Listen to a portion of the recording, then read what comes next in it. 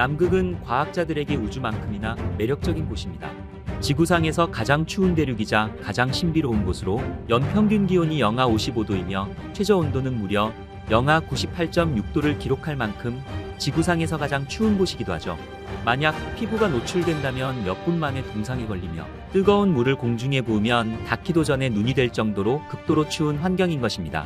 인류는 지난 수세기 동안 남극 표면을 연구해 왔습니다. 그리고 마침내 그동안 숨겨져 있던 비밀들을 드러내며 우리들을 남극의 더 깊은 얼음 속으로 끌어들이고 있죠. 사방을 둘러보아도 우리에게 보이는 건 눈보라 외엔 아무것도 볼 수 없습니다. 이곳은 마치 SF 영화 속에 나오는 외계 얼음 행성과 같을 것입니다. 과학자들은 남극의 두꺼운 얼음층 아래에 숨겨진 비밀이 무엇인지 궁금해합니다. 만약 고대 문명이나 희귀한 생물체의 흔적이 얼음 아래에 묻혀 있다면 어떨까요? 아니면 치명적인 바이러스나 박테리아가 숨겨져 있을 수도 있습니다. 오늘의 우주의 발견은 남극의 얼음 속 더 깊은 곳에 실제로 무엇이 숨겨져 있는지에 대해서 알아보겠습니다. 21세기에 가장 이해되지 않고 가장 신비로운 대륙은 분명 남극일 것입니다. 남극은 너무나 이해되지 않는 곳이어서 오늘날 대부분의 사람들조차도 진정한 크기와 모양을 제대로 파악하지 못하고 있습니다. 이는 아마도 우리가 늘 보는 남극의 모습이 지도의 맨 아래쪽에 뚜렷하지 않은 모양으로 펼쳐져 있는 것 때문일 것입니다. 사실 남극은 세계에서 5번째로 큰 대륙으로 호주와 유럽보다 더 크고 남아메리카와 비슷한 크기입니다. 남극의 실제 규모는 우리에게 익숙한 북아메리카 대륙 위에 겹쳐놓으면 잘 드러납니다. 이렇게 보면 남극이 육지 부분만으로도 북아메리카보다 훨씬 더 크다는 것을 알 수 있습니다. 이처럼 남극은 정말 거대한 규모의 대륙이지만 동시에 사람의 생활이 거의 없는 곳이기도 합니다. 남극에 거주하는 인구는 따뜻한 여름에는 최대 4,000명까지 이르지만 기온이 영하 34도 이하로 떨어지는 혹독한 겨울에는 1,000명 미만으로 줄어듭니다. 심지어 긴 겨울 동안에는 대륙 전체가 수개월간 어둠에 휩싸이기도 하죠. 하지만 이렇게 극단적인 기후뿐만 아니라 이 대륙이 지구 최남단에 위치하고 있어 접근하기 매우 어려운 곳이기도 합니다. 19세기 초 러시아 선박이 최초로 남극을 발견할 때까지 인류는 인간의 눈에 이 얼어붙은 대륙이 포착되지 않았던 것은 어쩌면 당연할 것입니다. 오늘날에도 200년이 넘도록 인류는 이 고립된 대륙에 대해서 아는 바가 매우 적습니다. 남극의 표면적 중 98% 이상은 얼음으로 덮여져 있습니다. 전체 남극 대륙의 평균 얼음 두께는 2km 이상이지만 가장 두꺼운 곳은 약 5km로 이는 한국에서 제일 높은 건물인 서울의 롯데월드타워 9개를 수직으로 겹쳐놓은 것만큼이나 두꺼운 것입니다. 이렇게 남극 대륙의 얼음이 엄청나게 두꺼운 이유는 지구 전체 담수의 61%가 이곳에 갇혀 있기 때문입니다. 만약 남극 대륙이 완전히 녹아 액체 상태가 된다면 지구 전체 해수면 상승을 초래할 것입니다. 그리고 이것은 엄청난 재앙으로 이어질 것입니다. 미국 플로리다와 미동부 걸프 해안 대부분을 완전히 삼켜버릴 것이며 한국의 경우 인천과 부산을 비롯한 대부분의 해안 도시들이 잠기게 될 것입니다. 남극 대륙의 얼음은 매우 두껍고 불투명해 지구 밖 우주에 있는 화성의 표면보다도 남극 대륙 아래 실제 지표면에 대해서 우리는 아직 잘 모르고 있습니다. 남극 대륙 관찰은 주로 항공기를 이용해 얼음 위를 비행하면서 레이더파를 발사하여 얼음 아래에서 반사되어 돌아오는 레이더파를 분석하는 방식으로 그 아래를 간접적으로 탐사하고 있습니다. 하지만 남극 대륙은 유럽보다도 훨씬 더 광대한 지역이라서 항공기로 전체를 조사하는 것은 그리 쉽지 않은 일이었습니다. 남극 대륙 전체를 라디오파 탐사 기술로 조사하는 것은 많은 비용과 함께 오랜 시간이 걸리는 작업입니다. 따라서 현재 우리가 알고 있는 남극 대륙 아래의 정보는 실제로 일부 라디오파 탐사 결과에 국한된 것이죠. 남극 대륙 아래의 90% 이상이 아직 미매핑 상태이며 이것은 인류에게 남극 대륙의 90% 이상이 아직 알려지지 않은 상태라는 것입니다. 하지만 현재까지 우리가 이미 알고 있는 작은 정보만으로도 남극은 매우 흥미로웠습니다. 우리는 남극 대륙의 얼음 아래 단일한 육지가 아니라는 것을 알고 있습니다. 실제로 남극 반도는 크고 작은 섬들이 무리를 이루고 있는 산악군도와 나머지 대부분은 큰 대륙의 형태로 이루어져 있죠. 이처럼 남극이 두 개의 다른 지형으로 나뉘는 이유는 지질학적 구조와 역사가 매우 다르기 때문입니다. 이러한 이질성은 고대 대륙 곤드와나의 잔해들이 숨겨져 있기 때문인 것으로 보입니다. 동남극에는 최소 3개의 고대 대륙 곤드와나의 잔해들이 존재하는데 그중 하나는 호주 암석과 유사하며 다른 하나는 인도 암석, 나머지 하나는 해저 암석과 유사합니다. 이 조각들은 약 10억 년 전 로디니아 대륙이 형성될 때 또는 약 5억 년 전 곤드와나 대륙이 형성될 때 함께 모였을 것으로 추정하고 있습니다. 큰 대륙 지역은 더 오래된 화성암과 변성암으로 구성되어 있는 반면 섬들이 무리를 이루고 있는 산악군도는 더 젊은 퇴적암과 화산암으로 이루어져 있습니다. 특히 주목할 만한 점은 작은 섬들이 무리를 이루고 있는 산악군도는 태평양 화산대의 일부라는 것입니다. 이는 지속적인 지각단층대가 형성된 지역으로 태평양 주변을 따라 약 3,500만 년 동안 존재해온 태평양 화산대입니다. 비록 그 위에 얼음과 빙하가 덮여 있지만 남극에 존재하는 대부분의 군도와 섬들은 화산성 지형으로 이루어져 있죠. 그리고 남극의 동쪽에 위치한 에러버스산은 남극 대륙에서 가장 높은 활화산이자 지구상에서 가장 남쪽에 있는 활화산입니다. 그 정상 분화구 내부에는 1970년대부터 관찰되어 온 용암호수가 있으며 최근 2020년에도 분화한 바 있죠. 남극의 겨울에는 기온이 영하 62도까지 내려가 피부가 노출되면 몇 분 만에 동상에 걸리며 뜨거운 물을 공중에 부으면 닿기도 전에 눈이 될 정도로 극도로 추운 환경인 것입니다. 이러한 혹독한 환경에서 생명체가 살아남기는 매우 어려울 것 같지만 활화산인 에레부스산 내부에는 이와는 전혀 다른 세상이 존재합니다. 수세기 동안 화산에서 뿜어져 나온 뜨거운 증기는 산 아래 얼음 속으로 터널을 만들었습니다. 그리고 이 화산 아래 얼음 동굴 내부 온도는 영상 25도까지 올라가게 되죠. 이것은 남극 한가운데 티셔츠와 반바지를 입고 편히 있을 수 있을 만큼 따뜻한 온도입니다. 이를 통해 남극의 화산 아래 얼음 동굴에서는 다양한 생명체들이 살아갈 수 있을 만큼 따뜻할 수 있다는 것을 알게 되었죠. 2017년 호주 국립대학 연구팀은 에레부스산 아래 동굴 시스템에서 토양 샘플을 채취하여 분석했습니다. 그 결과 이 토양에서 조류와 이끼류 그리고 작은 동물들의 DNA 흔적이 발견되었죠. 이것은 이 동굴 시스템이 남극의 작은 오아시스와 같이 생명체가 서식할 수 있다는 것을 보여주는 것이었습니다. 발견된 DNA 중 대부분은 이미 알려진 생명체와 유사했지만 일부는 새로운 종류의 것으로 나타났습니다. 이 새로운 종들은 새우와 같은 절지동물류와 유사한 것으로 확인되었죠. 이것은 아직 인류에게 알려지지 않은 새로운 종의 생물들이 존재할 수 있다는 것을 의미하는 것이었습니다. 실제로 남극에는 에레부스산 외에도 15개의 또 다른 화산들이 있으며 이들 화산 아래에도 화산의 따뜻한 증기로 만들어진 터널과 동굴들이 존재할 수 있습니다. 이것은 남극 빙하 아래의 수십 개의 오아시스 생태계가 우리가 모르는 사이에 존재할 수 있다는 것을 말하고 있는 것이죠. 실제로 남극 상공을 비행하며 수집한 레이더 데이터를 통해 남극의 두꺼운 얼음 아래에는 마치 또 다른 지구의 풍경과 유사한 계곡과 강줄기, 언덕 등의 지형이 존재하는 것이 밝혀졌습니다. 이것은 마치 시간이 멈춘 듯한 모습으로 얼음 아래 가려져 있었죠. 2019년 발견된 이 지형은 지구상에서 가장 깊은 계곡으로 밝혀졌습니다. 만약 얼음으로 덮여있지 않았다면 그랜드 캐년을 압도할 정도로 깊을 것입니다. 그리고 얼음으로 가려진 남극 대륙에는 또 다른 지리적 특징들이 숨겨져 있습니다. 1950년대에서 1960년대 초반 연구자들은 남극 동쪽에서 예상보다 약한 중력 이상 현상을 감지하기 시작했습니다. 이 중력 이상 현상은 남극 빙하 아래 243km 넓이의 거대한 지역에 걸쳐 있었고 약 848m 깊이까지 내려갔습니다. 수십 년 동안 과학자들은 이 약한 중력 이상 현상을 야기하는 정확한 원인에 대해서 알지 못했으며 여러 가설들만 제기되었죠. 그러다가 2006년 오하이오 주립대학 연구팀이 나사와 독일 위성 데이터를 이용해 이 지역이 거대한 운석 충돌 크레이터가 있을 것이라는 결론을 내리게 됩니다. 하지만 이 지역이 극도로 고립된 곳이며 수킬로미터에 달하는 두꺼운 얼음 아래에 있기 때문에 현재까지 이 충돌 사건에 대한 직접적인 시료 채취는 이루어지지 못했죠. 따라서 이 지역에 거대한 운석 충돌 크레이터가 존재한다는 것은 아직 이론 수준에 머물러 있습니다. 그럼에도 불구하고 이 가설은 매우 그럴듯한 것으로 여겨졌습니다.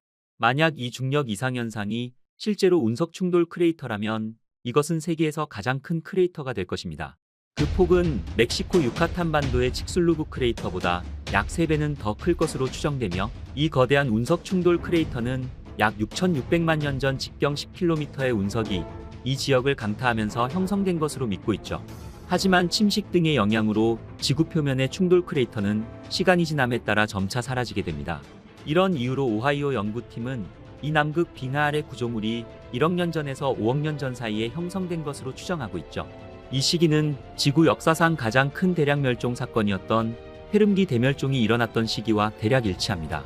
페름기 대멸종은 약 2억 년 전에 발생했으며 지구상의 생명체의 약 96%가 멸종해버린 자연사상 최악의 대량 멸종 사건이었습니다. 아직 이 대멸종의 정확한 원인은 밝혀지지 않았지만 이 남극 빙하 아래 거대 운석 충돌이 그 원인일 수 있다고 추정되고 있는 것이죠. 만약 이 운석 충돌이 실제로 있었다면 그 충격으로 인해 가나 대륙의 분리를 초래했을 수도 있습니다.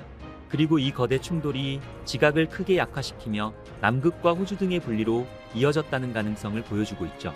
남극 얼음 아래에는 675개의 액체 빙하호가 숨겨져 있는 것으로 연구되고 있습니다. 이 빙하호들은 1990년대 이후에야 겨우 발견되기 시작하였죠. 이 중에서도 남극에서 발견된 지하호수 중 가장 큰 지하호수가 바로 보스토크 호수입니다. 보스토크 호수는 1990년대 초반 러시아 연구팀에 의해 남극 대륙 동부에서 처음 발견되었으며 1996년 과학저널에 공개되었죠. 보스토크 호수는 남극 얼음 표면에서 약 4km 아래에 존재하는 거대한 액체 호수입니다. 특히 주목할 점은 보스토크 호수 내부의 물이 빙점 아래의 온도를 유지하고 있다는 것입니다. 이 호수의 물은 평균 영하 3도를 유지하고 있으며 이것은 호수 바닥의 지열 분출구에서 열을 공급받으며 4km의 두께 얼음의 압력으로 인해 얼음의 녹는 점을 낮추고 극한의 저온으로부터 단열되어 있기 때문입니다. 영하 3도의 물은 대부분의 해양 생물이 생존하기에는 너무 차가운 환경이지만 극한 저온 환경에 적응한 남극의 크릴과 남극 어류, 북극 대구, 성게, 연체동물 등은 이런 극저온 환경에서도 살아갈 수 있습니다. 그렇다면 이 보스토크 호수와 다른 수많은 남극 아래 빙하호 속에는 아직 우리가 알지 못하는 신비로운 생명체가 존재할지도 모릅니다. 특히 보스토크 호수는 최소 1500만 년 동안 남극 빙하에 의해 완전히 격리되어 왔다고 여겨지므로 만약 이 호수 내에 생명체가 존재한다면 그것은 세계 어디에서도 볼 수 없는 독특한 진화 과정을 거쳤을 것입니다. 2012년 러시아 연구팀은 두꺼운 얼음층을 뚫고 처음으로 남극 빙하 아래 약 4km 깊이에 있는 보스토크 호수까지 시추 작업을 성공하게 됩니다. 그리고 그들은 호수에서 채취한 샘플을 지상으로 가져왔죠. 그러나 이 샘플 채취 과정에서 적절한 살균 조치가 이루어지지 않아 수질 데이터가 심각하게 오염된 것으로 알려졌습니다. 분석 결과 등유 오염과 시추비트에 있던 외부 박테리아 오염이 확인된 것입니다. 이후 연구자들은 2012년 러시아 시류에서 255종의 알려진 박테리아 종을 확인하였으며 데이터베이스에 없는 미지의 박테리아 일종도 발견하게 됩니다. 하지만 러시아 팀의 시추 작업은 얼음을 뚫자마자 압력에 의해 호숫물이 시추공으로 분출되고 시추에 사용한 부동액이 빙저울을 오염시켰다는 의혹을 받게 되었죠. 2015년 러시아 팀은 보다 깨끗하고 살균된 방식으로 다시 한번 보스토크 호수의 두 번째 시추 작업을 수행하여 1리터의 호수 샘플을 추가로 채취하게 됩니다. 하지만 러시아 연구팀은 그 샘플에 대해서 지금까지 공개하지 않아 그 탐사 결과는 불분명하게 되었죠. 하지만 현실적으로 보스토크호를 연구하던 미국 과학자들의 말에 의하면 혹시라도 생명체가 실제로 존재하게 된다면 박테리아와 같은 단순한 생명체로 제한될 것이라고 합니다. 그러나 이것은 주목할 만한 발견이 될 수 있습니다. 이는 목성과 토성의 위성인 유로파와 엔셀라두스와 같은 다른 행성에 존재할 수 있는 단순 생명체에 대한 시사점을 줄 수 있기 때문이었습니다. 향후 수중 드론을 이용해 보스토크 호수 내부를 직접 탐사한다면 예상을 뛰어넘는 놀라운 결과를 얻을 수 있을 것으로 기대하고 있죠. 2021년에도 서남극 빙하 아래 500m 깊이에 고립된 공간에서 새로운 복합 생명체가 발견된 바 있습니다. 이는 인류가 아직 본 적 없는 미지의 생명체가 남극 빙하 아래 호수에 존재할 가능성을 시사하는 것이었죠. 남극 서부 빙하 지역은 멕시코만한 방대한 면적을 차지하고 있지만 지금까지 인류가 직접 관찰한 것은 극히 일부에 불과합니다. 따라서 보스토크 호수를 비롯한 다른 호수들에서도 예상외의 생물들이 발견될 가능성이 크다고 할 수 있습니다. 가장 흥미로운 점은 이 새로운 호수들이 다른 행성에서도 생명체가 가능한지에 대한 이해도에 도움을 줄 수 있다는 것입니다. 과학자들은 화성의 얼어붙은 표면 아래 존재할 수 있는 생명체가 있다면 남극의 호수에서 관찰되는 패턴을 따를 것이라고 믿고 있죠. 따라서 이를 통해 화성의 과거에 존재했을 수 있는 생명체의 유형에 대한 새로운 정보를 발견할 수 있을 것입니다. 하지만 인류는 조심해야 할 것입니다. 이 얼음으로 된 판도라의 상자를 열면 위험한 생물체들이 숨어 있을 수 있습니다. 역사적으로도 얼음이 녹으면서 위험한 박테리아와 바이러스가 깨어난 사례가 있었죠. 예를 들어 2016년 러시아 툰드라 지역의 야말 반도에서 12살 소년이 탄저병으로 사망한 사례가 있었습니다. 이 사례에서 24명의 추가 감염이 확인되었고 2,000마리 이상의 사슴도 1941년 이후 처음 나타난 질병으로 영향을 받았습니다. 가장 가능성 있는 시나리오는 수년간 얼어있던 동물 사체에서 이 위험한 질병이 시작되었다는 것입니다. 기온 상승으로 인해 75년 이상 잠들어 있던 박테리아가 다시 활성화된 것입니다. 이 사태는 빨리 진압되었지만 과학자들은 심각한 우려를 표했습니다. 매년 지구가 더 많은 얼음들을 녹이며 영구동토층을 노출시키고 있기 때문인 것이죠. 이처럼 영구동토층에서는 이전에 알려지지 않은 박테리아도 부활할 수 있습니다. 알래스카의 얼어붙은 연못에서 약 32,000년 동안 잠들어 있던 카널 박테리아가 그 예인 것이죠. 2007년에는 800만 년 된 박테리아가 남극 지하 깊은 곳에서 발견되어 부활했습니다. 이를 통해 얼음 속 유전체의 반감기가 110만 년이라는 것을 과학자들이 확인할 수 있었습니다. 최근 2020년 초 중국 티베트 고원의 2만 년 전으로 추정되는 얼음 시료에서 33개 바이러스 그룹의 DNA 잔류물이 발견되었습니다. 이 중 28개는 이전에 알려지지 않은 바이러스였습니다. 또한 얼음의 두 다른 층에서 발견된 박테리아가 완전히 다른 기후와 시기에서 형성된 것으로 나타났습니다. 과학자들은 이것이 오류가 아니라고 확신하고 있죠. 연구진들은 모든 오염물질이 철저히 제거된 깨끗한 얼음만을 연구했습니다. 따라서 아직 이러한 발견이 인류에게 위협이 될 것이라고 걱정할 단계는 아니라고 합니다. 바이러스의 DNA가 발견되었지만 실제 바이러스 자체가 발견된 것은 아니기 때문입니다. 그러나 작은 얼음 지역에서도 수십 개의 바이러스가 발견되었다면 지구 전체 5만 제곱킬로미터가 넘는 빙하 지역에는 얼마나 많은 미지의 생물들이 숨겨져 있을지 생각해 볼 필요가 있습니다. 빙하 아래의 강과 호수 그리고 미지의 생태계에는 병원성 바이러스와 박테리아가 존재할 수 있습니다. 그렇다면 우리는 자연이 얼음 아래에 오랜 세월 동안 숨겨온 비밀들을 모두 밝혀내려 하지 말아야 할지도 모릅니다. 기후 변화에 따라 점진적으로 이런 퍼즐들이 스스로 드러나게 두어야 할까요? 현재 우리는 기후 위기와 코로나19와 같은 전 세계 규모의 문제들이 발생되고 있습니다. 과학자들은 남극의 두꺼운 얼음 아래 빙저호 퇴적토의 기록에서 과거 지구 환경을 이해하여 미래를 준비하고 대비할 수 있다고 믿고 있죠.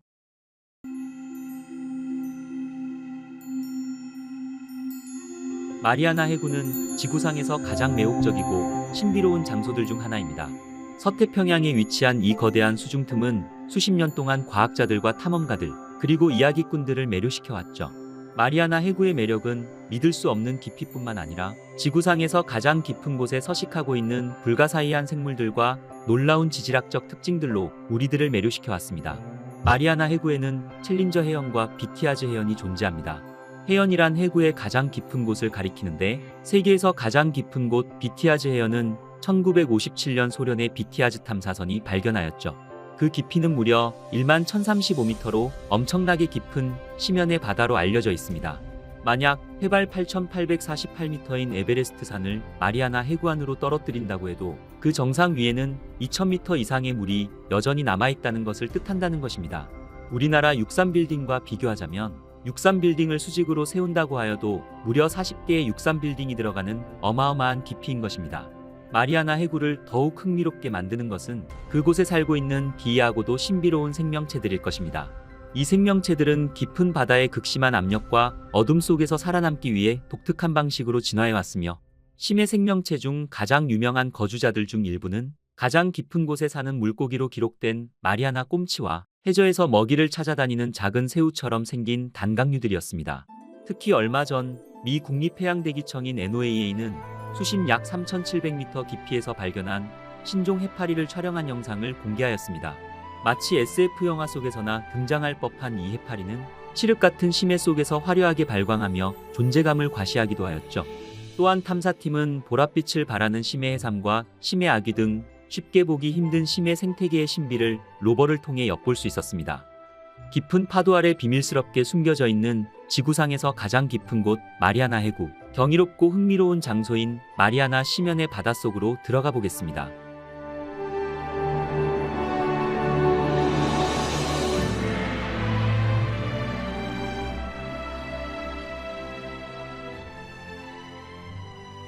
세계에서 가장 깊은 바다는 마리아나 해구로 알려져 있습니다. 이곳에는 각종 심해어 등 희한한 모양의 심해 생물이 살고 있습니다. 2012년 영화 아바타로 유명한 제임스 카메론 감독이 잠수정을 타고 탐험한 일은 인류 역사에 기록될 정도로 큰 화제가 되기도 하였죠. 6시간에 걸친 사투 끝에 마리아나 해구를 탐험하고 나온 카메론 감독은 그곳은 마치 달의 표면과 같았다고 표현하기도 하였죠. 이것은 심해 탐험이 우주 탐험보다도 위험하고 어려운 일이기 때문이었습니다. 인류는 1969년 아폴로 11호를 타고 달에 갔다 오면서 인간의 최대 모험을 끝낸 것처럼 생각하였지만 사실 더 큰 모험은 아직 지구 내부에 있었습니다.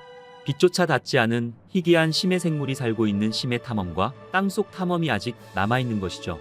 인류는 무려 34만 킬로미터나 되는 거리의 지구 밖 달을 다녀왔지만 바다 속이나 땅 속을 1만 미터 이상 들어가는 것은 우주 탐사보다도 더욱더 위험천만한 일이었습니다.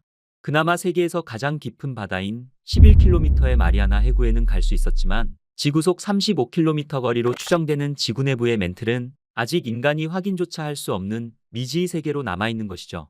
인간의 몸은 일기압의 공기 압력을 견디며 살아가고 있습니다. 그리고 우주의 기압은 0기압인 반면 챌린저 해연의 마리아나 해구의 기압은 무려 1000기압이 넘는 것입니다. 우주에서는 우주복만으로 견딜 수 있지만 세계에서 가장 깊은 바다에서는 쥐포처럼 납작하게 찌그러뜨릴 정도로 짓눌려버리게 되는 것이죠. 하지만 1000기압을 넘나드는 이런 곳에서 심해 생물이 살고 있으니 이 또한 놀라운 일이었습니다. 우리가 살고 있는 지구상의 바다는 지구 면적의 71%를 차지하고 있습니다. 그 깊이만 평균 4000m가 넘으며 지구 표면의 70% 이상의 곳은 인간이 목숨을 걸어야만이 갈 수 있는 것입니다.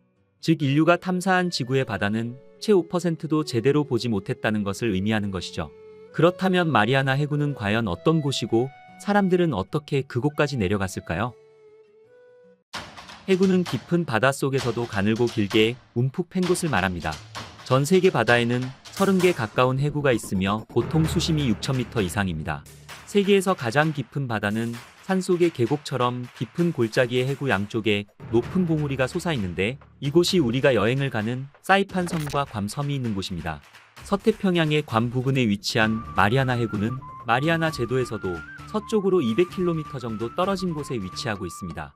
마리아나 해구는 초승달 모양을 하고 있으며 도전자라는 뜻을 가진 챌린저 해연의 전체 길이는 2550km이며 혹은 평균 69km나 되는 엄청난 크기로 이루어져 있죠.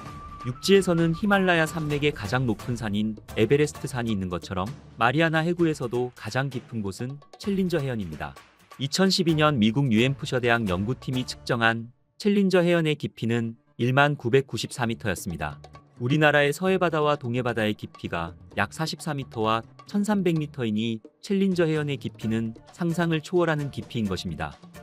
마리아나 해구가 만들어진 것은 지구의 지각 이동 때문이었습니다. 지구의 지각도 일종의 대류 활동을 합니다. 한 구조론에서 설명하듯 여러 개의 판으로 나뉜 지구의 여러 지각은 멘틀 위에 떠 있고 천천히 이동합니다. 마리아나 해구에서는 약 1억 8천만 년 전에 형성된 태평양판이 그 뒤에 만들어진 필리핀판 아래로 끼어드는 이른바 섭입 현상이 일어난 것이죠. 1년에 수 센티미터씩 천천히 진행되는 이 섭입 현상으로 인해 일부 필리핀판도 태평양판과 함께 아래로 딸려 들어가면서 수직 절벽이 생겼고 깊은 해구가 만들어진 것이죠. 다른 심해도 마찬가지겠지만 마리아나 해구에서는 엄청난 수압이 작용합니다. 이러한 엄청난 압력을 가지고 있는 해구까지 내려가려면 특수한 잠수정이 필요합니다. 2012년 제임스 카메론 감독이 다녀오면서 마리아나 해구에 대한 관심이 다시 높아졌습니다. 이미 챌린저 해연에 사람이 들어간 것은 1960년이었습니다. 당시 미 해군 중위 돈왈 씨와 스위스 해양학자 자크 피카르는 유인 잠수정을 타고 1912m까지 갔다 온 곳이지만 세계에서 가장 깊은 바다는 그 위험성 때문에 탐험이 중단된 곳이었습니다. 사람이 잠수를 하는 영역은 30m 정도까지입니다.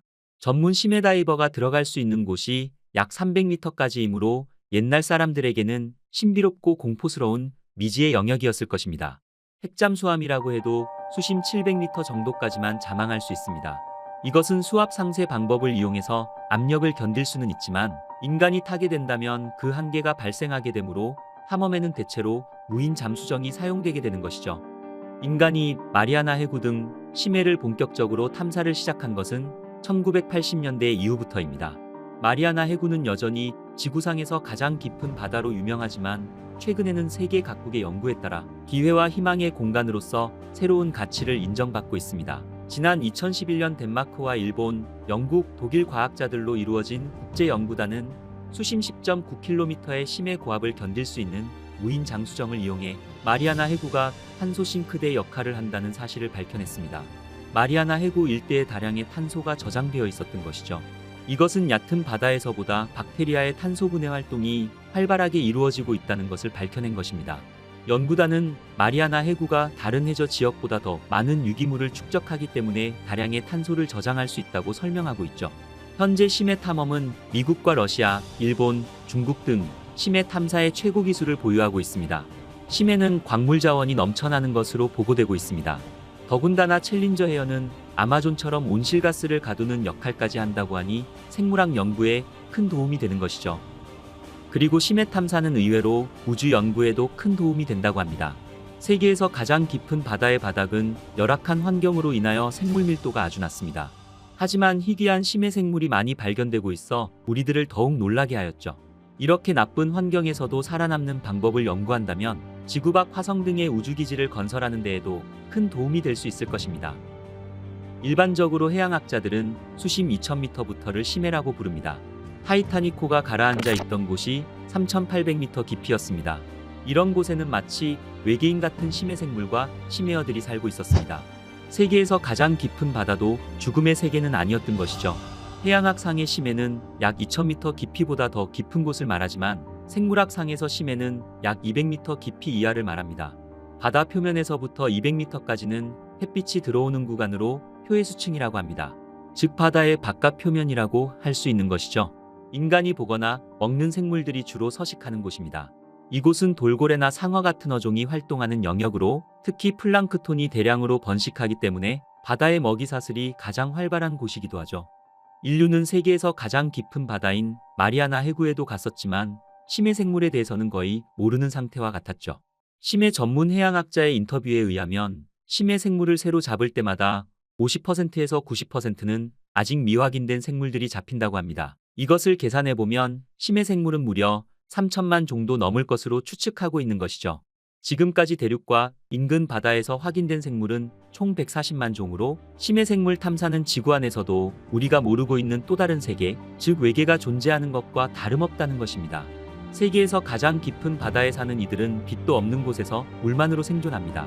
이것은 우주의 생명체 탐사 연구에도 힌트를 줄 수 있었습니다.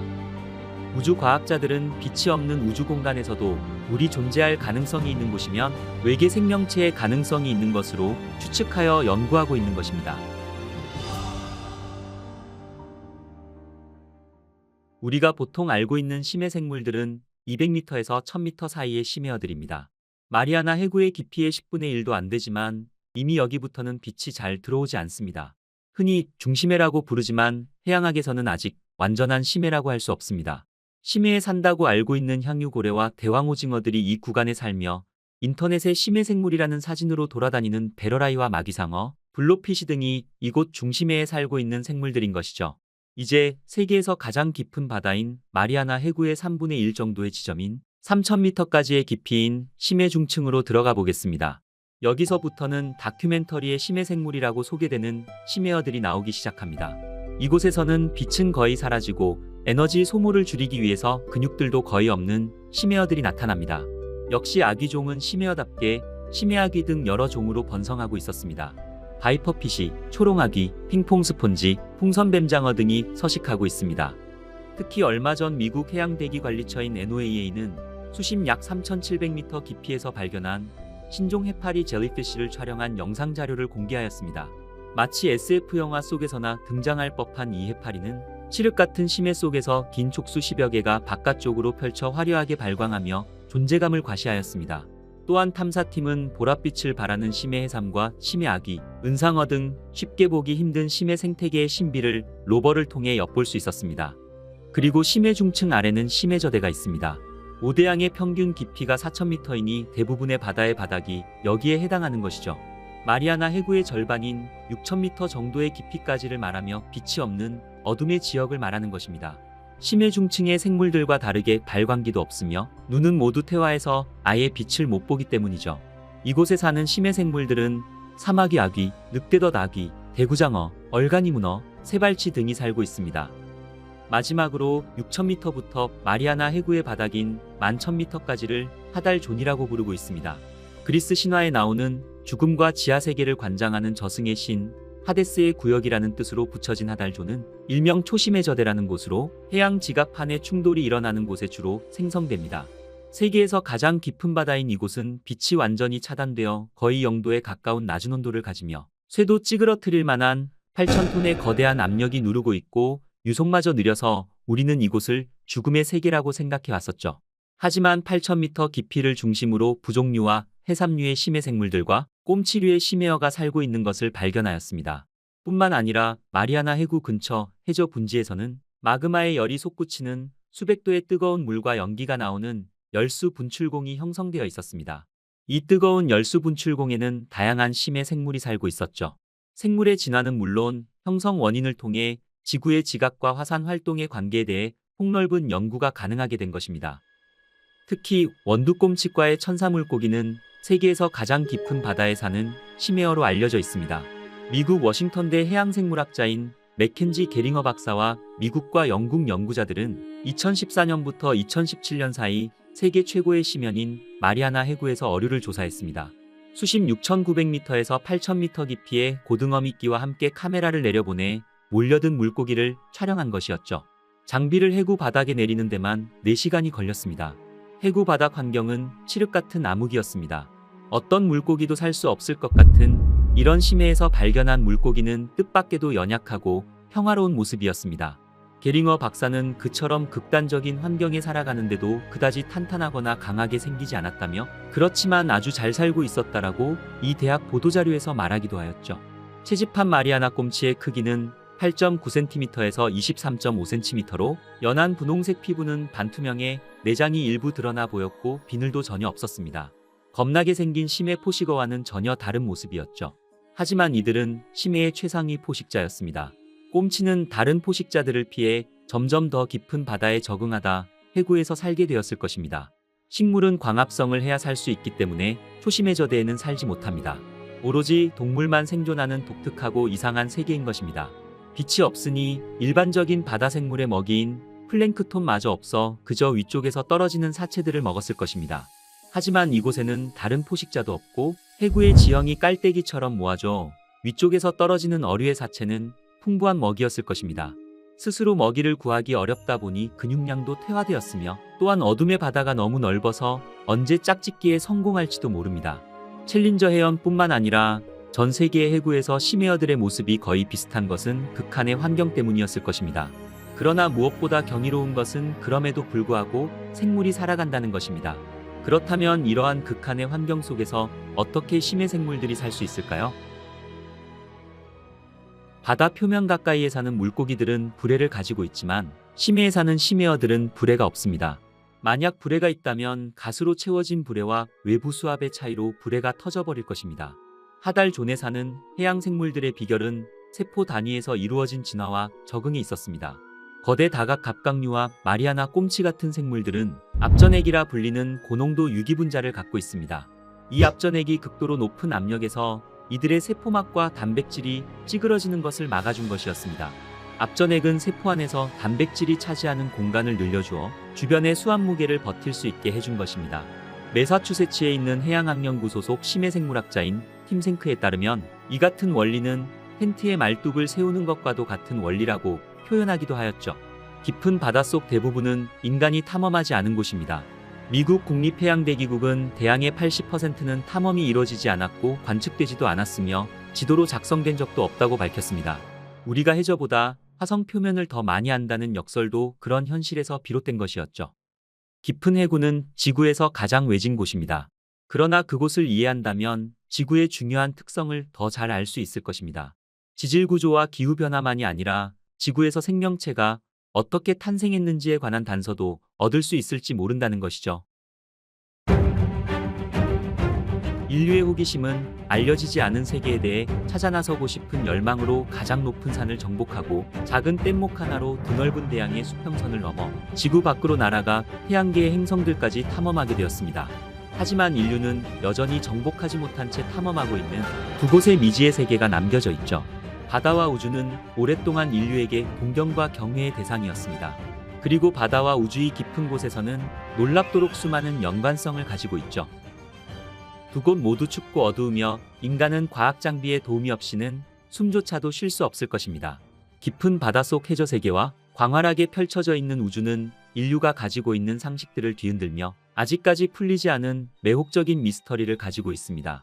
심해 속 깊은 바다는 우리가 이전에는 한 번도 본 적 없는 생물들로 가득합니다. 그리고 우주의 깊은 곳에서도 우리는 무엇이 숨어 있는지조차 그 누구도 확실하게 말할 수 없죠. 하지만 우주 탐사의 대명사가 된 나사가 지구의 마지막 미개척지인 심해 탐사를 주도하고 있었습니다. 미항공우주국 나사의 엔지니어들은 지구의 가장 깊은 물속에서 과연 무엇을 하고 있는 것일까요?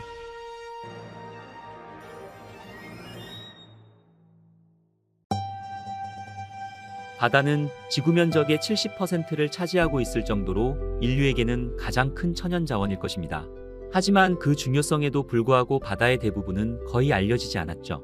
1957년 지구물리학자들은 왕립 파케지에 다음과 같이 주장하며 논문을 게재하였습니다.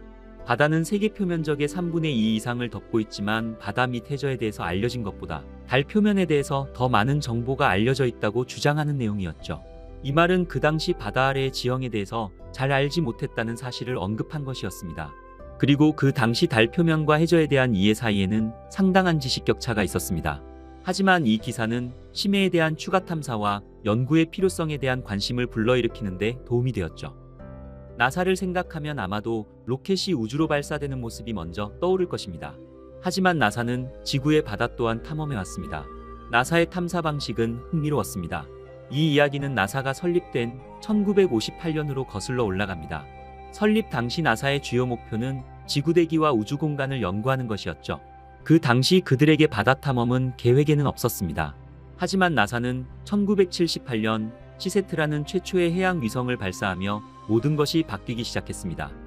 1978년 미국에서 발사된 시세트 위성은 적외선 및 마이크로파 센서를 탑재해 해수면의 바람과 표면 온도, 파도의 높이 등 특징에 대한 데이터를 수집할 수 있는 최초의 해양 전용 위성이었습니다. 나사는 시세트 위성을 사용해 해양 모니터링을 시작했습니다. 이를 통해 나사 과학자들은 지구의 해양과 지구 기후에 미치는 영향에 대해 더 많이 배울 수 있었습니다.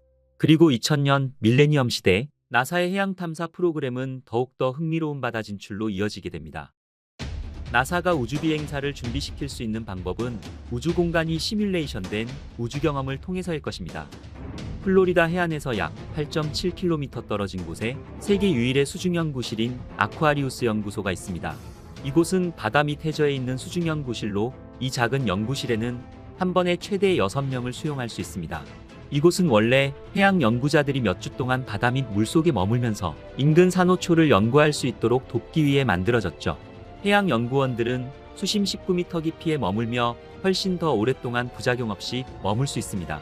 이곳은 바다 환경을 연구하는 생물학자들에게 이상적인 곳이었죠. 그러나 2001년에 나사는 유럽 우주국 ESA와 같은 다른 우주기관과 함께 이곳이 우주 훈련 장소에 적합하다는 것을 깨달았습니다. 해양 연구실의 좁은 생활 환경은 국제우주정거장에서 볼 수 있는 것과 매우 유사하기 때문입니다.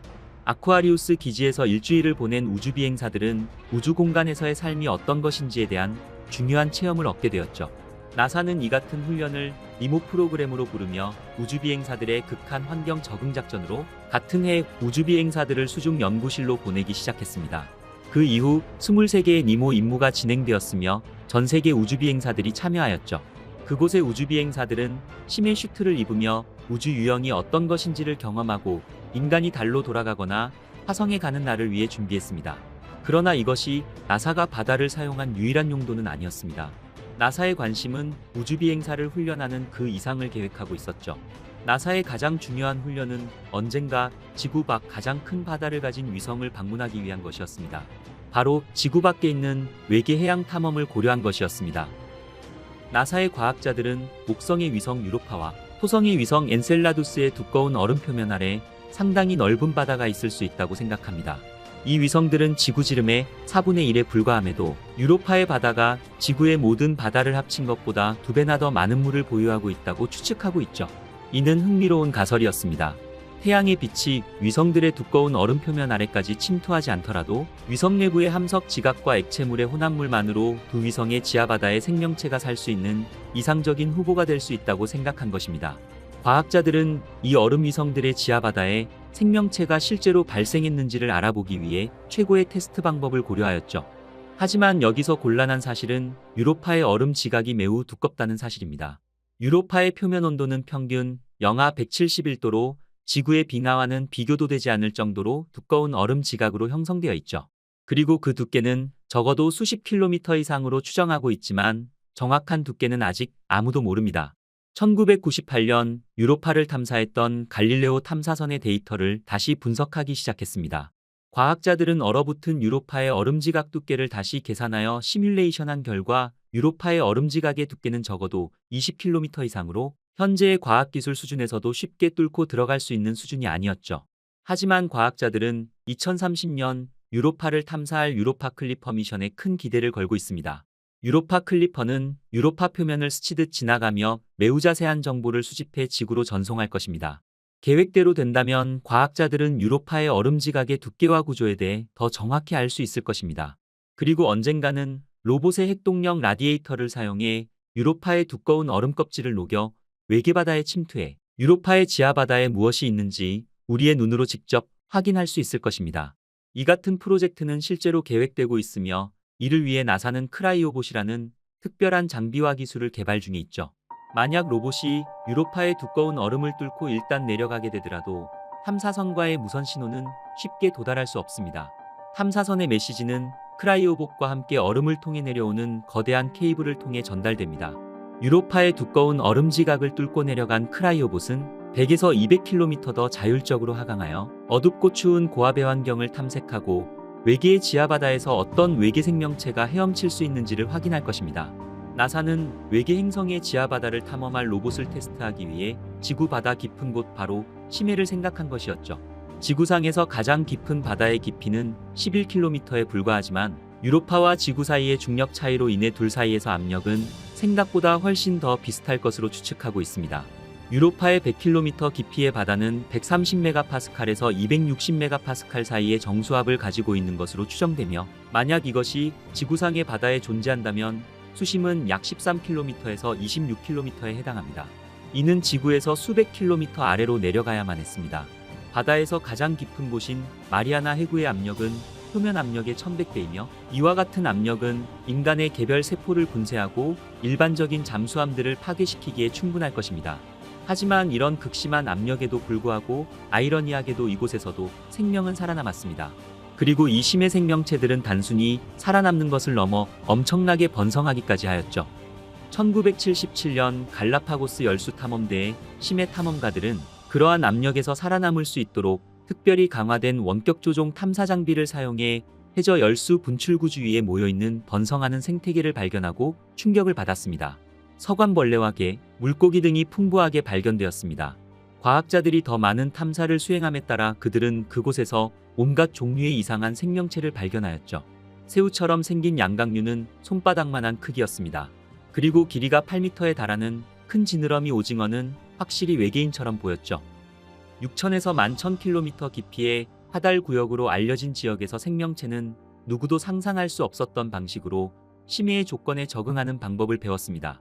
과학자들은 심해 생명체의 놀라운 적응력을 통해 다른 세계의 지하바다에서도 무엇이 가능할 수 있는지에 대해 더 잘 이해할 수 있었습니다. 바다의 가장 깊은 곳의 대부분은 지각판이 다른 판 아래로 섭입될 때 대륙판의 단층선 근처에서 발견됩니다. 이러한 깊은 심해는 독특한 V자형 환경을 만들고 있죠. 시체가 하달존으로 떨어지면 심해에 서식하는 생명체들은 귀신같이 먹잇감을 감지하고 몇 분 만에 도착할 수 있습니다. 그리고 하달존의 다른 생명체들은 열수 분출공에서 펌핑되는 액체 영양분에 의존하고 있죠. 나사 과학자들은 이 같은 열수 분출공에 관심을 가지고 있습니다. 열수 분출공의 위치를 감지하고 AI를 이용해 지형을 매핑할 수 있는 자율주행 로봇으로 탐색하기를 원하고 있죠. 유로파 지하바다를 탐사하는 로봇은 엄청난 압력을 견딜 수 있어야 할 뿐만 아니라 수백 도까지 치솟는 열수 분출공의 온도까지 견딜 수 있게 설계되어야만 합니다. 탐사 로봇이 생존 여부는 급격한 온도 변화에서 살아남을 수 있어야 할 것입니다. 2014년 네레우스로 알려진 심해 드론 한 대가 뉴질랜드 해안의 케르마데크 해구로 보내졌습니다. 이곳은 나사가 새로운 장비를 시험하는 장소로 선택한 지역입니다. 그러나 안타깝게도 네레우스는 그곳의 압력에서 살아남지 못하고 폭발하고 말았죠. 하지만 나사는 쉽게 포기하지 않았습니다. 나사의 엔지니어들은 수중 탐사 역사에 혁명을 일으키기 위해 오르페우스라는 이름을 가진 차세대 탐사 로봇을 새롭게 제작했습니다. 2023년 나사의 행성탐사 과학기술사무국은 캘리포니아 공과대학의 최고 연구자 400명으로 구성된 팀을 모아 이번 탐사 미션이 얼마나 실행 가능할 수 있는지를 논의했습니다. 그리고 연구원들에게서 이미 놀라울 정도로 탐사에 필요한 많은 기술들이 준비되었다는 답변을 들을 수 있었습니다. 유로파 클리퍼 탐사 미션을 통해 유로파의 더욱 정확한 정보를 수집하고 해양 탐사 로봇인 오프레우스와 같은 기타 자율주행 잠수함을 통해 우리가 평생 동안 보지 못한 것을 머지않아 보게 될 것입니다. 하지만 아직 구체적인 계획은 수립되지 않았습니다. 그렇지만 차후 그런 일이 일어나고 인간이 만든 로봇이 외계의 지하바다를 헤엄치기 시작한다면 우리는 무엇을 보게 될까요?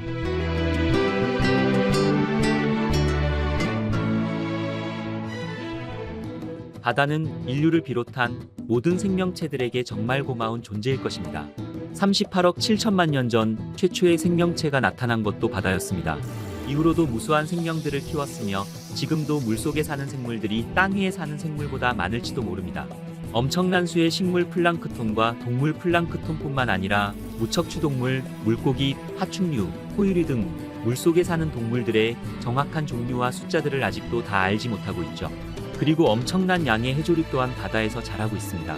바다는 이렇듯 무수한 생물을 키우며 지구상의 모든 생명은 물에 의존하여 살아가고 있죠. 저 외계 바다에는 무엇이 숨어 있는 걸까요? 아마도 지구상의 생명체와는 매우 다른 방식으로 에너지를 얻는 유기체일 수 있을 것입니다. 추측일 뿐이지만 이것이 사실일 수도 있다는 가설만으로도 충분합니다. 우리 태양계에서 우리가 아닌 두 번째의 생명체가 존재한다는 사실을 발견하는 것은 우주 전체에서 생명체의 확산에 막대한 영향을 미칠 것입니다. 유로파와 엔셀라두스와 같은 얼음 천체의 지하바다에서 우리가 오랫동안 물어온 가장 큰 질문 중 하나에 대한 열쇠를 쥐고 있을 수도 있을 테니까 말이죠.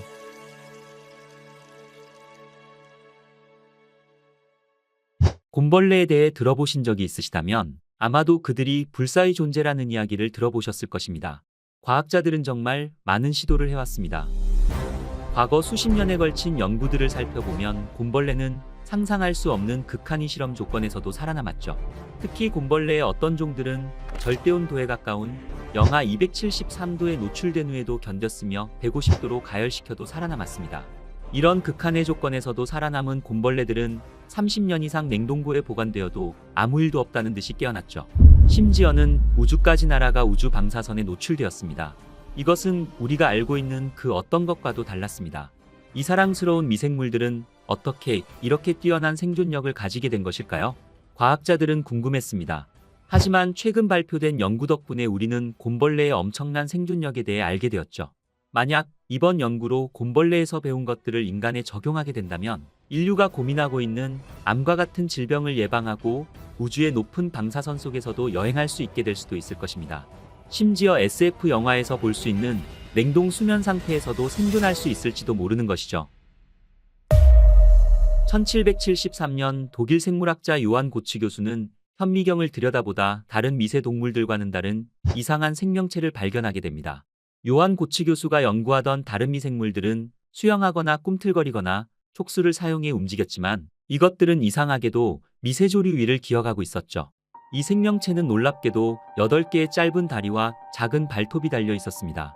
그리고 크기가 너무 작아 지문 사이에 들어갈 정도로 아주 작은 이상한 생명체였죠. 1777년 이탈리아 생물학자 라차노 스팔란차니 교수는 곰벌레에게 조금 더 공식적인 이름인 타르디그라다로 명명하게 됩니다. 타르디그라다라는 느리게 걷는 것들이라는 뜻으로 느릿느릿 곰처럼 걷는 모습으로 인해 붙여졌죠. 우리나라에서는 곰벌레 또는 물곰이라고도 불리며 절지동물과 연관되는 완보동물이라고 알려져 있습니다. 그 후 1842년 곰벌레는 다시 한번 과학계의 주목을 받게 됩니다. 프랑스의 동물학자 루이 디어 교수는 습기가 많은 이끼에서 활발하게 움직이는 곰벌레의 모습을 관찰했습니다. 하지만 어느 날 실수로 실험 중인 곰벌레의 서식지가 현미경의 램프열로 인해 과도하게 건조하게 되었죠. 그리고 몇 시간 후 다시 돌아온 디어 교수는 자신의 실험 대상이 사라졌다고 생각했습니다.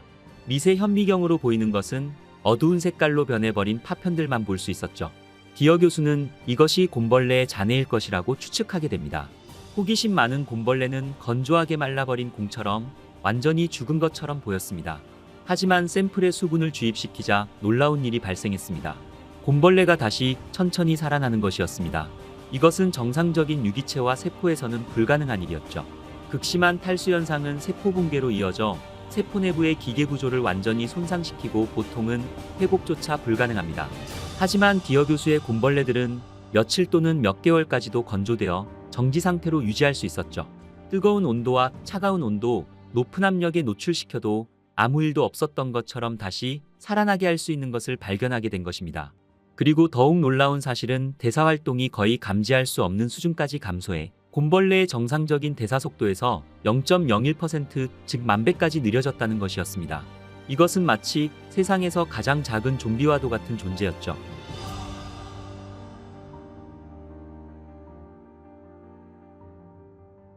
곰벌레는 오랫동안 지구에 존재해왔습니다.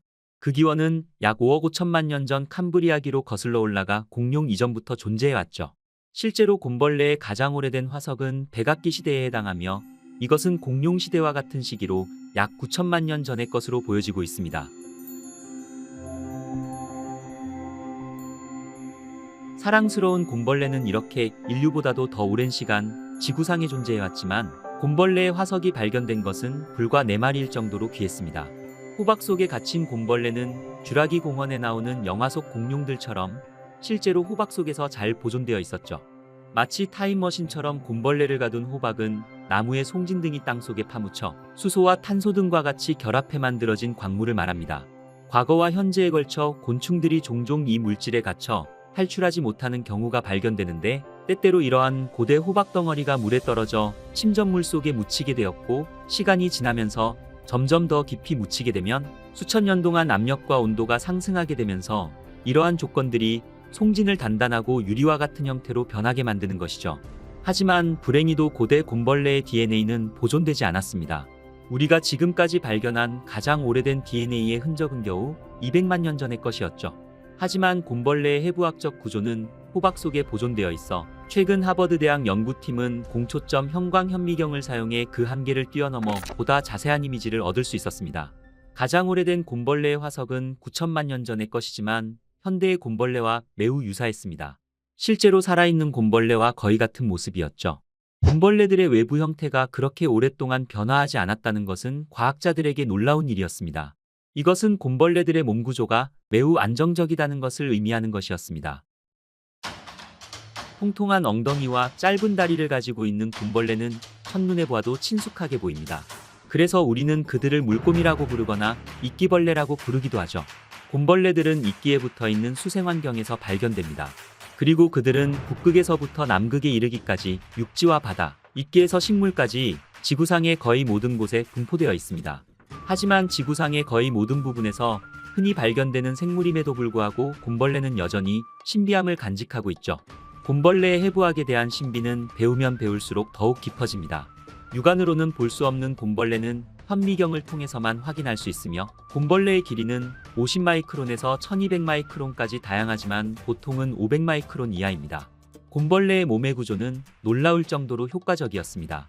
머리 부분에는 찌를 수 있는 잎과 같은 기관이 있으며 이상하게 생긴 작은 혀를 사용해 식물과 조류 곰팡이들의 세포벽을 뚫고 들어갑니다.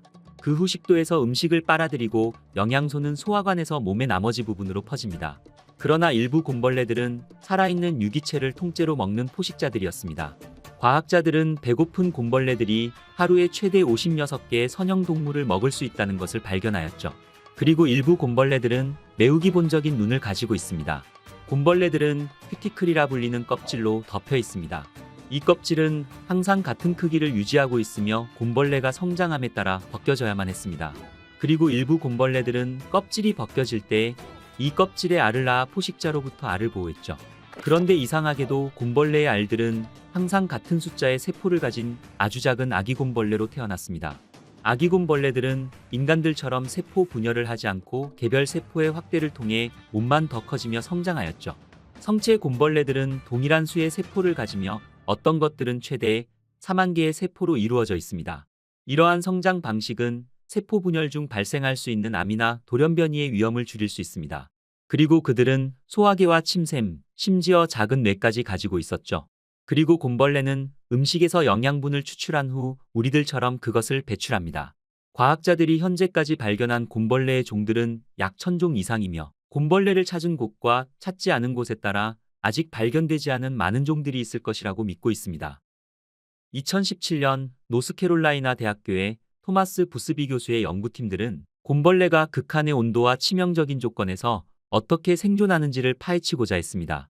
지구의 생명체들은 우주에서의 진공 상태나 초저온과 같은 극한 환경에 노출되게 된다면 몸에 있는 수분으로 인해 생명에 큰 문제가 됩니다. 인간의 몸은 대략 60%가 수분으로 이루어져 있으며 지구상의 대부분의 생명체들 또한 60에서 80%가 수분으로 구성되어 있죠. 이는 신체의 여러 가지 기능을 수행하는데 매우 중요한 역할을 하는 용매제와 같습니다. 하지만 반면 얼음이 어느 온도 이하로 내려가게 된다면 오히려 물은 강력한 적이 될 것입니다. 만약 몸 안에 있는 물이 얼음으로 변하게 된다면 신체의 약 9% 이상 몸 안에서 팽창하게 되어 세포막이 파열되거나 세포 내부 구조가 손상될 수 있을 것입니다. 이로 인해 생명체들은 어떤 대가를 치르더라도 얼음을 피하도록 진화해 왔죠. 인류의 현재의 과학기술로는 정자와 난자 같은 개별 세포들 정도는 최소한의 손상으로 동결할 수 있지만 인간의 전체 몸을 동결하는 것은 아직까지 과학자들의 도전 과제로 남아 있습니다. 하지만 지구상의 일부 종들은 생존을 위해 항동결 성질로 진화시켰습니다. 남극의 이빨 물고기와 눈벼룩, 나무 개구리 등은 자연의 항동결 화합물을 사용하여 체액의 어는 점을 낮추었죠.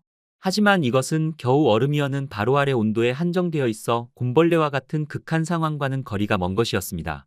곰벌레의 경우 절대온도에 가까운 영하 270도까지도 생존할 수 있으며 이 같은 절대온도는 원자의 움직임까지도 멈출 수 있을 정도로 엄청나게 낮은 온도에서도 살아남을 수 있는 것입니다.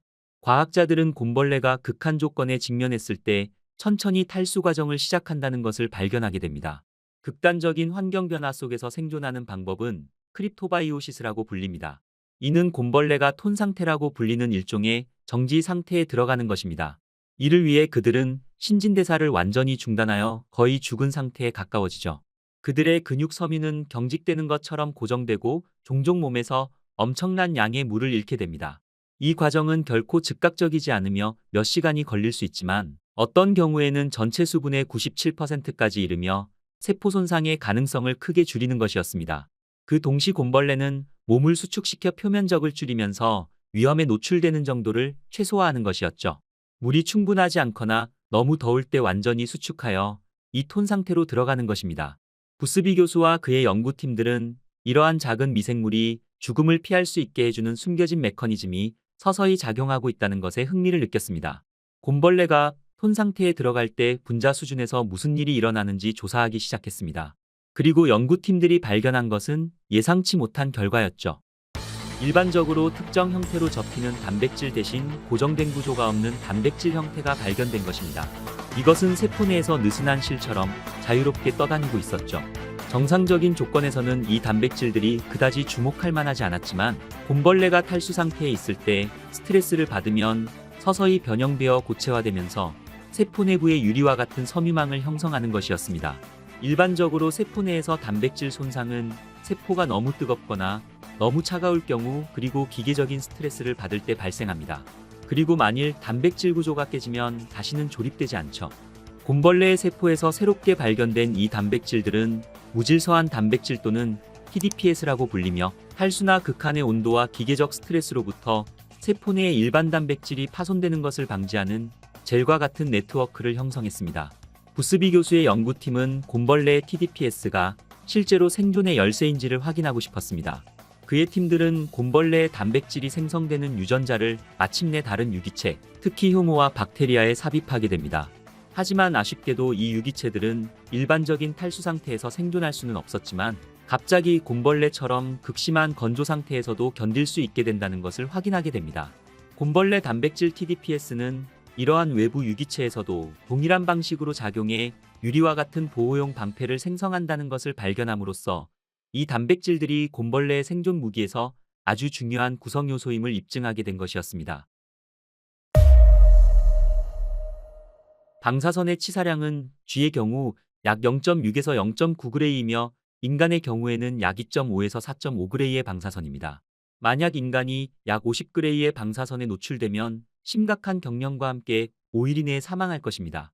하지만 곰벌레의 경우 방사선의 50g뿐만 아니라 최대 4000g의 방사선까지도 생존할 수 있다는 사실이 밝혀졌죠. 2024년 노스캐롤라이나 대학교의 생물학자 밥 골드 교수의 연구팀들은 곰벌레의 세포가 극심한 방사선 피해를 어떻게 견딜 수 있는지를 조사했습니다.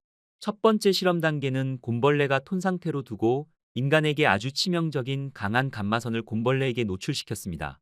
그런 다음 연구팀은 분자 수준에서 어떤 일이 일어나는지를 연구하였죠. 그리고 그들은 또다시 곰벌레에 대한 독특한 사실을 발견하게 됩니다. 곰벌레는 단순히 방사선을 견디는 것뿐만 아니라 방사선 노출이 세포에 영향을 미쳐 DNA 복구 및 보호 단백질로 몸을 채우기 위해 수백 개의 유전자를 활성화하는 것이었습니다. 연구팀은 분석 도중 두 가지 주요한 단백질에 특히 주목하게 되었습니다. 첫 번째는 DSUP라는 손상 억제 단백질로 DNA 가닥에 직접 결합하고 그 주위를 감싸며 방사선 손상으로부터 DNA를 보호하는 희생 장벽 역할을 하는 것이었죠. DSUP 발현된 집단에서는 이중 가닥 파괴 비율이 현저히 감소한 것으로 나타났습니다. 두 번째로 관심을 끈 단백질은 TRDL이라는 새로 발견된 단백질입니다.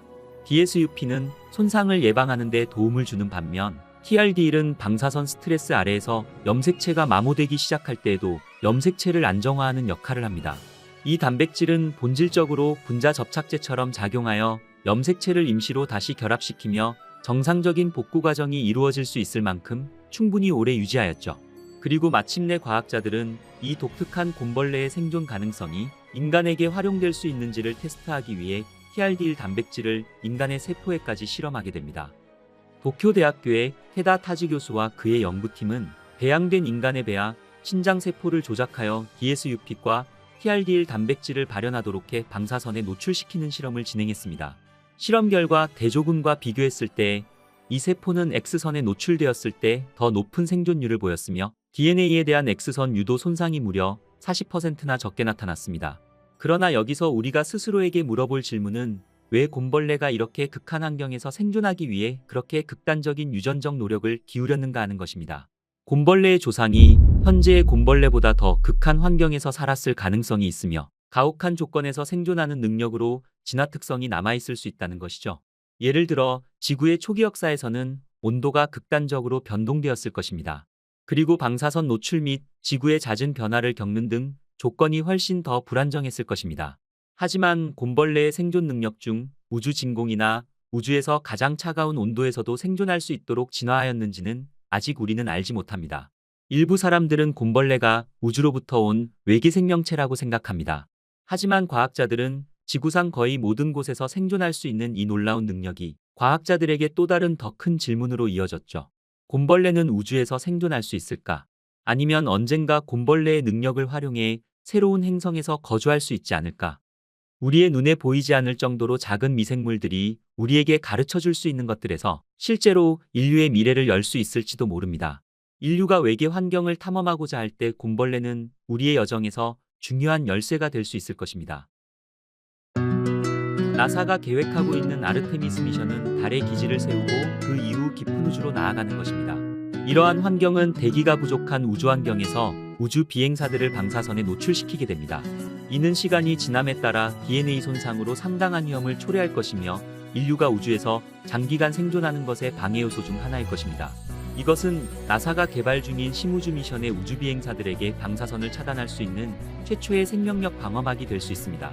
먼 미래의 해결책은 곰벌레의 TRDL 능력을 인간의 유전자에 도입하고 인간의 기존적 복구 메커니즘을 강화하여 DNA 손상이 빠르게 복구될 수 있도록 하는 것입니다.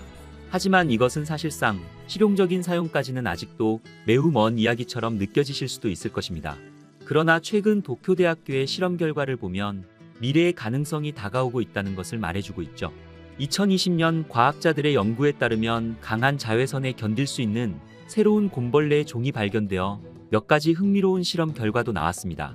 방사선에 대한 저항력을 조사한 결과 과학자들은 곰벌레가 실제로 형광을 발산하며 짧은 자외선 파장을 흡수하고 더 긴 파장을 방출해 세포를 방사선 손상으로부터 보호하고 있다는 사실을 발견한 것이었습니다. 이러한 유전자가 우주로 나가는 우주비행사를 보호하는 데 어떻게 사용될 수 있을지를 보여주는 것이었죠. 변형된 DNA가 우주비행사와 엔지니어링 되기까지는 한참 멀지만 곰벌레의 우주생존 실험은 화성 식민지의 가능성을 열어줄 수 있을 것입니다. 화성은 오랫동안 인간의 두 번째 거주 지역으로 주목받아왔지만 그곳은 춥고 방사선에 보호받지 못하며 매우 건조한 곳입니다. 하지만 과학자들은 유전자 조작으로 강화된 이끼가 가혹한 환경에서도 자랄 수 있는지, 그리고 곰벌레에게 좋은 서식지와 식량 공급원이 될 수 있는지를 조사하고 있습니다. 하지만 현재로서는 이 모든 것이 이론에 불과하며 곰벌레조차도 이것 없이는 살 수 없는 중요한 요소가 하나 빠져 있죠.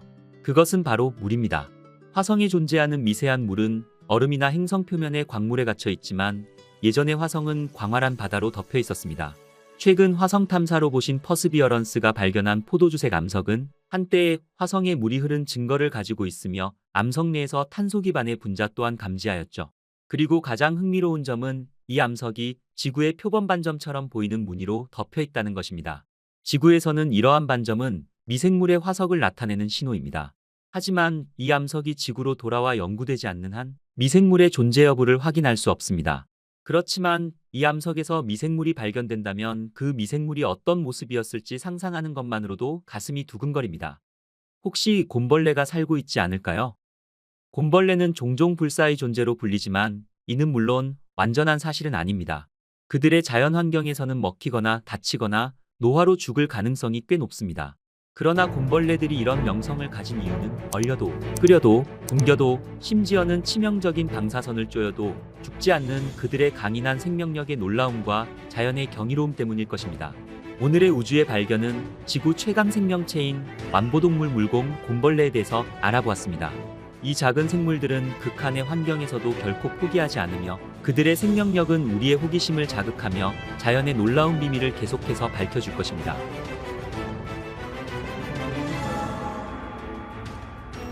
오늘의 우주의 발견은 여기까지입니다. 저는 또 더욱 재미있는 우주 이야기를 가지고 다시 찾아뵙겠습니다. 구독과 좋아요 한 번씩만 눌러주시고요. 끝까지 시청해주셔서 감사합니다.